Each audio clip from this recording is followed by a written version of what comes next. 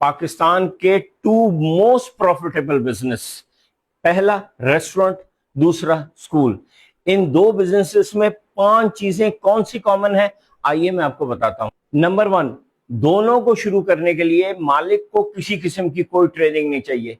एक रेस्टोरेंट के लिए आप किसी भी जगह का एक अच्छा शेफ चोरी करें और किचन में फेंक दें, और दूसरे के लिए किसी भी दूसरे स्कूल के एक टीचर उठाएं और क्लास में फेंक दें।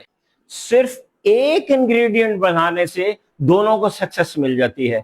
रेस्टोरेंट में कामयाबी के लिए मिर्च बढ़ा दें और स्कूल में कामयाबी के लिए खूब दबा के पैसे लगा के नंबर बढ़ा लें। नंबर 4, स्टमक तबाह हो जाता है ईटर का रेस्टोरेंट में, और बच्चा तबाह हो जाता है पेरेंट का स्कूल में। नंबर 5, पता दोनों को फ्यूचर में चलता है। ईटर जो रेस्टोरेंट में मिर्च ज्यादा खाता है उसको अल्सर हो जाता है, और वो जो पेरेंट्स जो नंबरों के चक्कर में होता है उसके बच्चे का कैरियर तबाह हो जाता है।